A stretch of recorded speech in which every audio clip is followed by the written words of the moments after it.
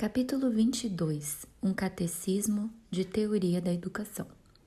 Caráter, uma conquista. Como a filosofia que está por trás de qualquer esquema educacional ou social é realmente a parte vital desse esquema, pode ser bom apresentar, ainda que de forma insuficiente, alguns fragmentos do pensamento sobre o qual baseamos nosso ensino. Nós acreditamos que disposição, intelecto, gênio vem basicamente da natureza. Que caráter é uma conquista, a única conquista prática possível para nós mesmos e para nossos filhos. Que todo o avanço real na família, no indivíduo ou na nação segue as linhas de caráter. Que, portanto, direcionar e auxiliar a evolução do caráter é a principal função da educação. Mas talvez possamos preparar melhor o terreno, jogando um pouco do ensino da união, em forma categórica. Caráter e disposição. Origem da conduta. O que é caráter? A resultante ou resíduo da conduta. Isso significa que um homem é o que ele se tornou por meio dos pensamentos que ele se permitiu, as palavras que ele disse, as ações que ele teve. Como a própria conduta se origina? Normalmente em nossos modos habituais de pensamento. Pensamos como estamos e acostumamos a pensar, e por isso agimos como estamos acostumados a agir. Qual é novamente a origem desses hábitos de pensamento e ação? Normalmente disposição herdada. O homem que é generoso, obstinado, temperamental, devoto, é assim geralmente porque esse traço de caráter vem de sua família. Meios de modificação da disposição. Existe algum meio de modificar as disposições herdadas? Sim, o casamento para a raça, educação para o indivíduo, história de vida de um hábito. Como pode ser corrigido um mau hábito que tem sua origem em uma disposição herdada?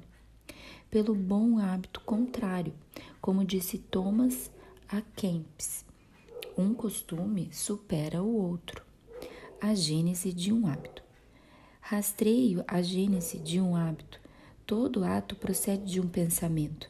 Cada pensamento modifica um pouco a estrutura material do cérebro, ou seja, a substância nervosa do cérebro se forma de acordo com a maneira como pensamos. O hábito de agir surge do hábito de pensar.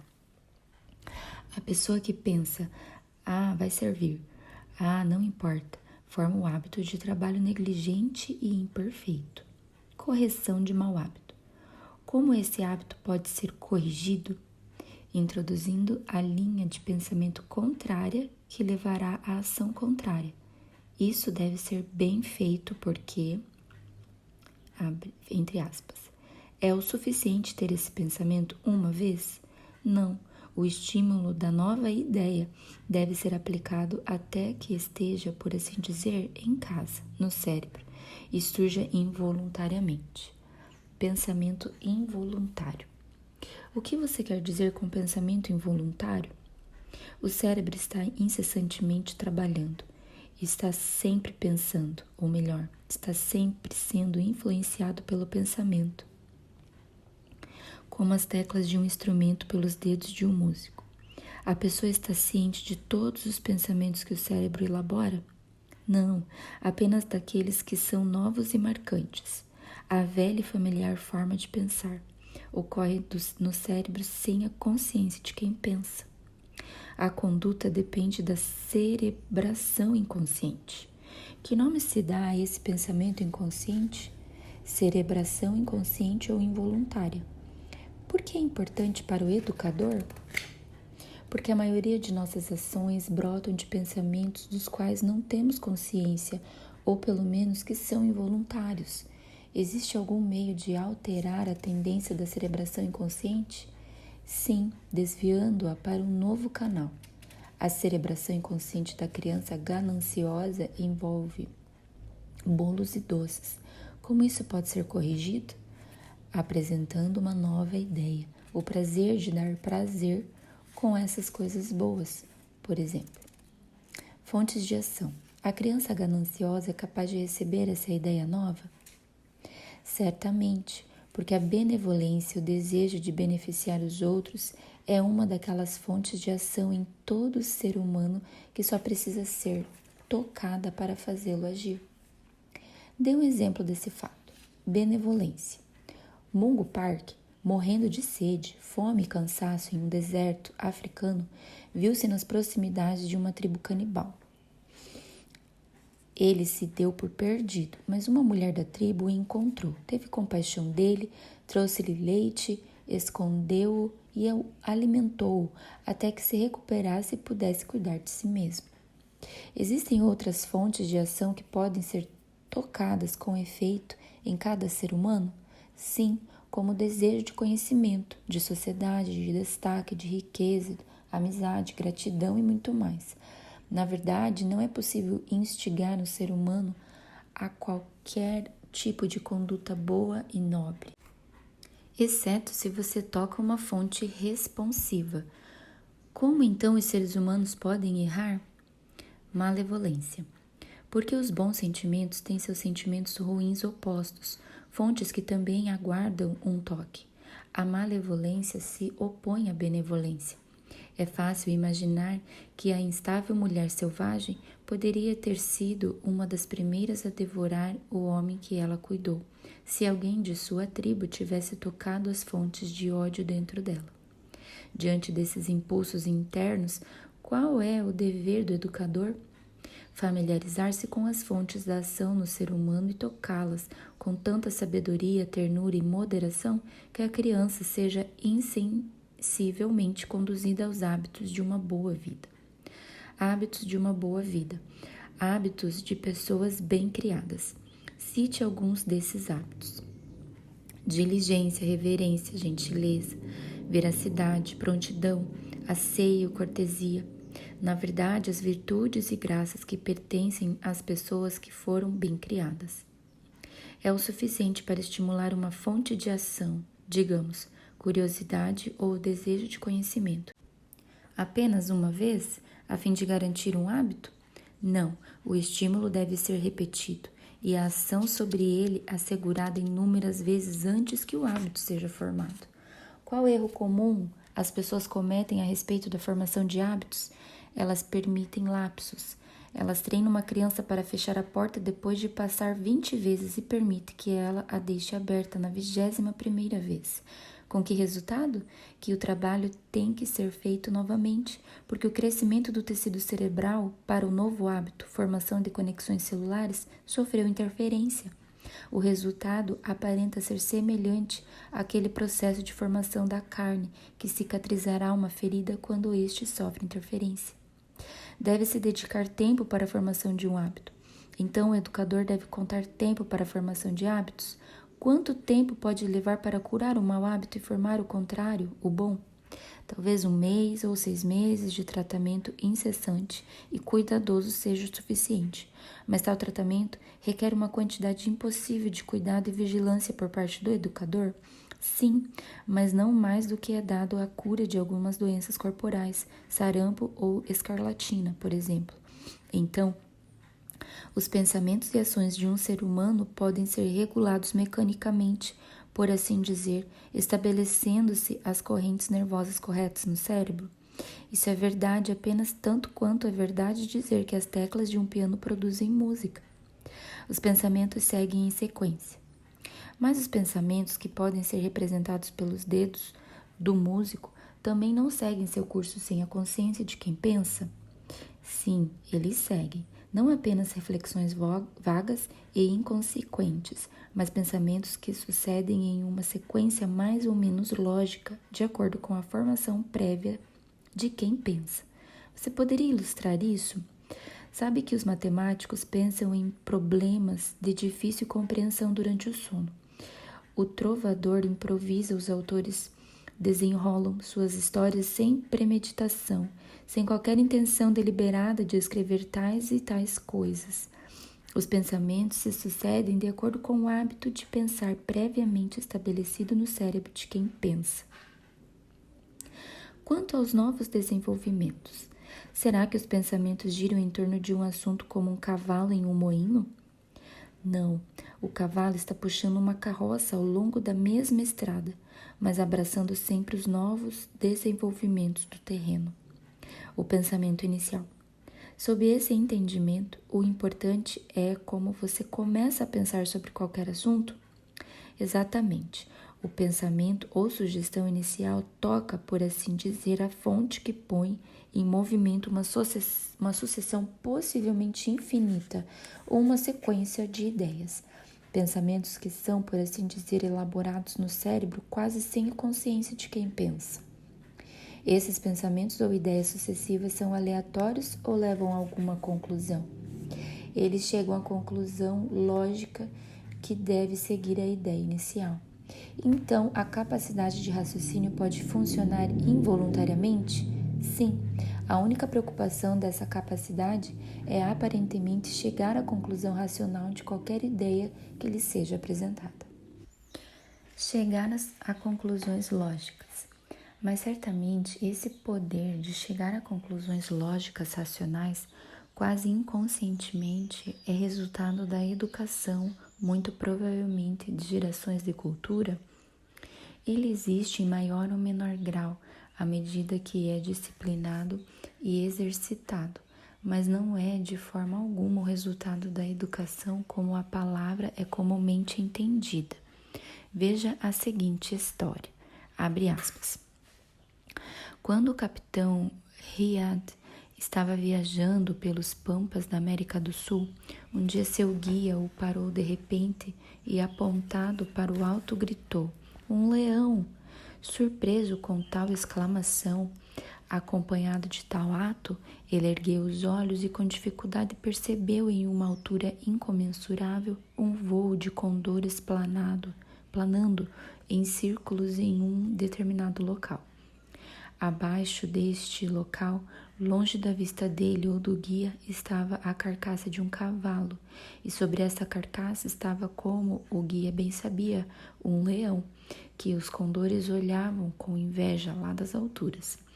A visão dos pássaros era para ele o que só a visão do leão teria sido para o viajante, uma garantia plena de sua existência. Aí estava um alto de pensamento que não causou nenhum problema ao pensador, que foi tão fácil para ele como olhar para cima, mas que para nós, não acostumados com o assunto, exigiria muitos passos e algum trabalho. Fecha aspas. A razão age sem volição. Então, o que é chamado de a razão é inato nos seres humanos? Sim, é inato. E é exercitado sem violação por todos, mas ganha força e precisão na proporção em que é cultivado. Não é um guia infalível de conduta. Se a razão, especialmente a razão treinada, chega à conclusão correta sem nenhum esforço de volição por parte de quem pensa, é praticamente um guia infalível de conduta? Pelo contrário, a razão compromete-se a seguir uma sugestão apenas até a sua conclusão lógica. Grande parte da história das perseguições religiosas e das rixas familiares e internacionais gira em torno da confusão que existe na maioria das mentes entre o que é logicamente inevitável e o que é moralmente correto.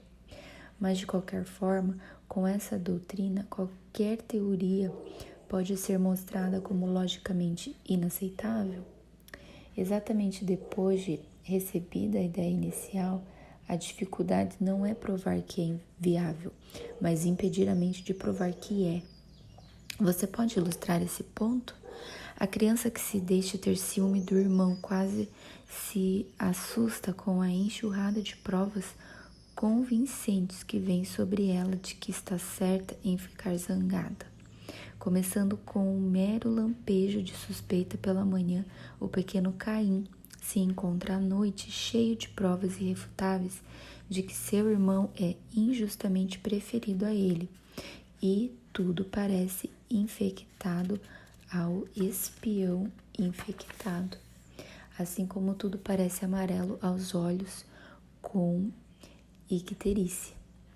Mas, supondo que seja verdade que a criança tem motivos para ter ciúmes, dada a ideia inicial, sua razão é igualmente capaz de provar uma certeza lógica, seja ela verdadeira ou não. Existe alguma prova histórica dessa teoria surpreendente? Confusão quanto ao direito lógico e moral. Talvez toda falha de conduta nos indivíduos e nas nações seja devida à confusão que existe quanto ao que é logicamente correto conforme estabelecido pela razão e o que é moralmente correto conforme estabelecido por lei externa. Essa distinção é vista na Bíblia distintamente assim. Os transgressores da Bíblia são aqueles que fazem o que é reto aos seus próprios olhos, isto é, aquilo que sua razão aprova. O pensamento moderno considera, pelo contrário, que todos os homens são justificados em fazer o que é certo aos seus próprios olhos, agindo à altura de sua iluminação, obedecendo aos ditames de sua razão. Por exemplo, uma mãe cujo tratamento cruel causou a morte de seu filho foi moralmente exonerada há algum tempo em um tribunal de justiça, porque ela agiu por um senso de dever equivocado. Erro vindo de um senso de dever equivocado. Mas não é possível errar a partir de um senso de dever equivocado? Não apenas possível, mas inevitável se um homem aceitar sua própria razão como legislador e juiz. Tomemos um caso de teste, o caso do maior crime que foi cometido na Terra. Não pode haver dúvida de que as pessoas que causaram a morte de nosso Senhor e Salvador Jesus Cristo agiram sob um senso de dever equivocado. Abre aspas, é conveniente que um homem morra pelo povo e que a nação inteira não pereça, fecha aspas, disseram de forma mais razoável aqueles líderes patrióticos dos judeus. E eles caçaram implacavelmente até a morte este homem, cuja ascendência sobre as pessoas comuns e cujas reivindicações sussurradas de realeza estavam cheias de elementos de perigo para a raça em questão. Eles não sabem o que fazem, disse ele, que é a verdade. As crianças devem ser ensinadas autoconhecimento. Tudo isso pode ser importante para os filósofos, mas que isso tem a ver com a criação dos filhos? Uma criança deve saber o que ela é como um ser humano. É tempo de voltarmos aos ensinamentos de Sócrates. Conheça-te a ti mesmo, exortou o sábio em tempo e fora de tempo. E será bom para nós quando compreendermos que familiarizar uma criança consigo mesma, o que ela é e como ser humano é uma grande parte da educação. É difícil ver por quê. Certamente muito mal advém da introspecção mórbida. A introspecção é mórbida ou doentia quando a pessoa imagina que tudo que se encontra dentro dela é peculiar a ela como indivíduo. Saber o que é comum a todos os homens é uma boa cura para a autocontemplação doentia. Como isso funciona? Este conhecimento é uma garantia. Reconhecer as limitações da razão é uma garantia em todos os deveres e relações da vida.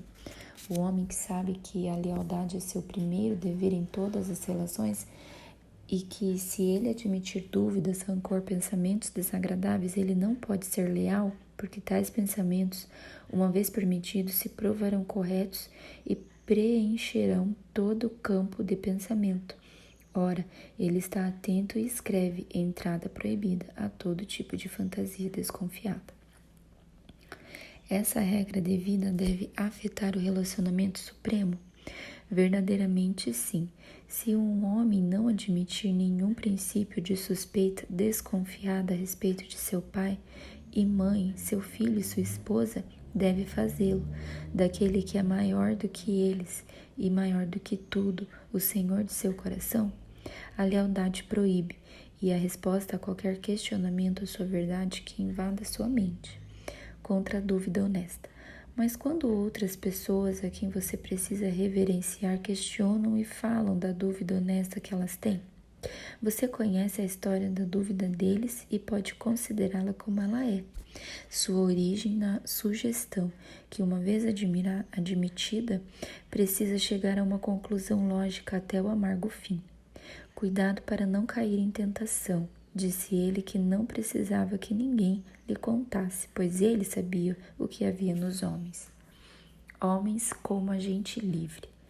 Se o homem é a criatura dos hábitos que forma com cuidado ou permite em negligência, se seus próprios pensamentos são involuntários e suas conclusões inevitáveis, ele deixa de ser um agente livre. Pode-se muito bem admitir de imediato que o pensamento é uma forma de movimento e deixar de considerar o homem um ser espiritual capaz de autocontrole. Não é este o caso? É dificilmente possível conceder um campo muito amplo para a pesquisa biológica, se mantivermos bem à vista o fato de que o homem é um ser espiritual, cujos órgãos materiais agem em obediência a ideais imateriais, e que, por exemplo, como a mão escreve, o cérebro pensa em obediência a ideias estimulantes. Vida sustentada por ideias.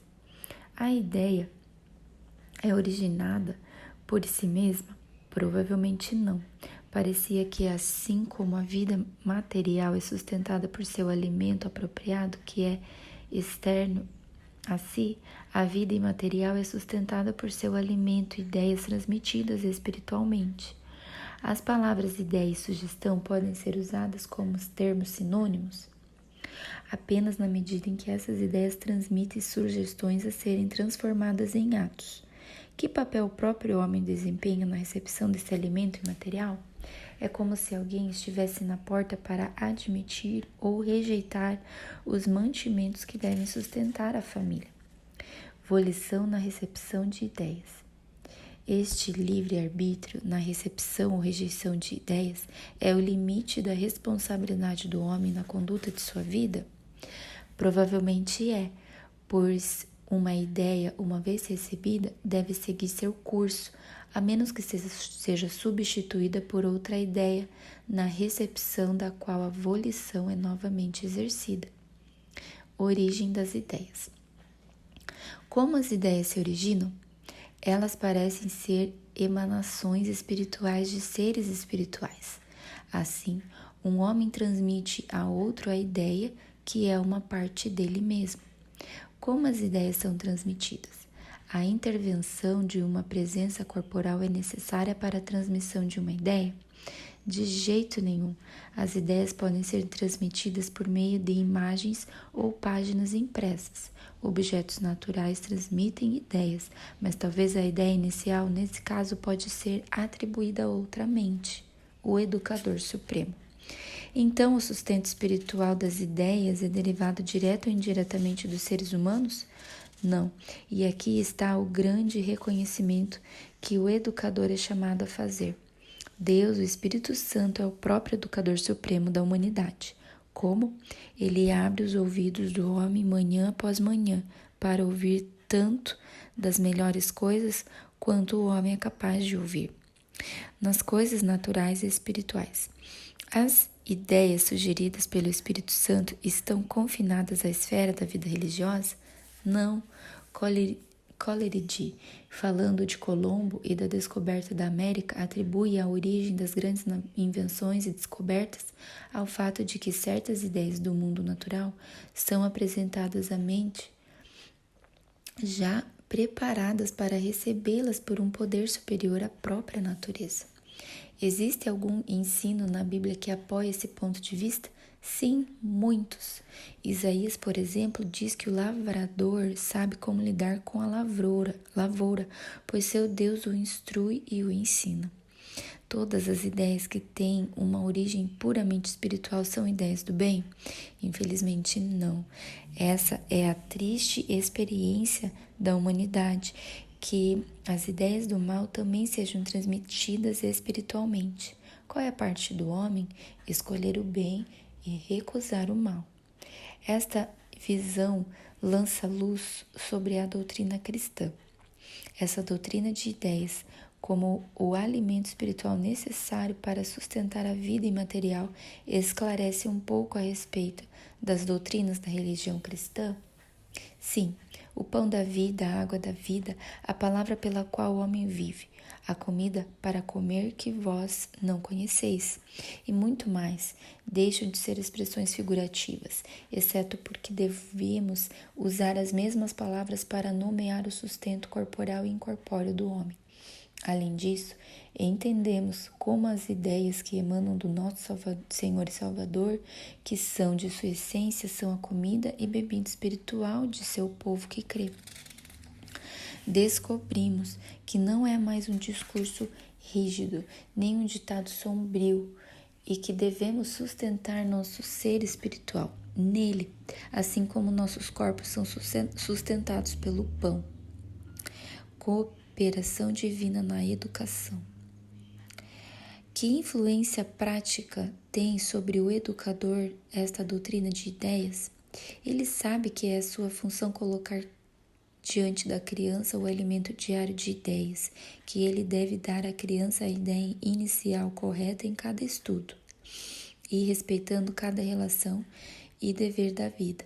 Acima de tudo, ele reconhece a cooperação divina na direção, ensino e treinamento da criança. As funções da educação. Como você resumiria as funções da educação? A educação é uma disciplina, isto é, a disciplina dos bons hábitos em que a criança é treinada. A educação é uma vida que se alimenta de ideias, e a educação é uma atmosfera, isto é, a criança respira a atmosfera que emana de seus pais, aquela das ideias que governam suas próprias vidas. O papel das lições na educação.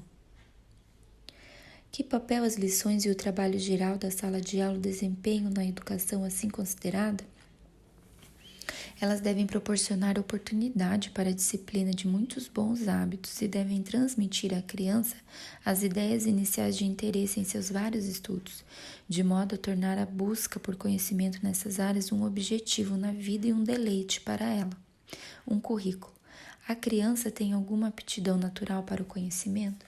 Sim, parece que ela tem uma afinidade natural com todo o conhecimento e tem direito a um generoso currículo de estudos, que deve recair sobre os pais e outros que levam a educação tão a sério como uma alavanca por meio da qual o caráter pode ser elevado, quase indefinidamente.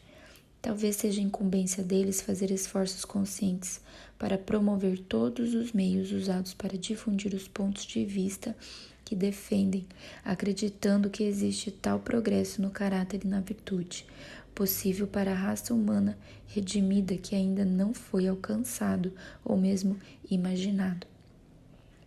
A educação é uma atmosfera, uma disciplina, uma vida. Perguntas para uso dos estudantes. 1. Mostre que o caráter é uma conquista. 2. O que dá origem à conduta? 3. Que meios nós temos para modificar a disposição? 4. Conte a história de um hábito. 5. Como um mau hábito pode ser corrigido? 6. Mostre que nossa conduta é geralmente dirigida por cerebração inconsciente e subconsciente. 7. Até que ponto os hábitos de uma pessoa bem criada tornam a vida mais fácil para ela? 8. Por que a formação de um hábito demanda tempo? 9. Trace o desenvolvimento lógico de uma noção. 10. Mostre que a razão não é um guia infalível de conduta. 11. Mostre como a confusão quanto ao direito lógico e moral funciona na história do mundo. 12. Por que então uma criança deve saber o que é como um ser humano? 13. Mostre até que ponto esse conhecimento é uma garantia. 14. Qual é a parte da vontade na recepção de ideias? 15. Como as ideias são transmitidas? 16. O que podemos acreditar ser a parte do divino educador nas coisas naturais e espirituais? 17. Qual é o papel das lições na educação? 18. Que princípio em relação ao currículo encontramos na aptidão natural de uma criança para o conhecimento?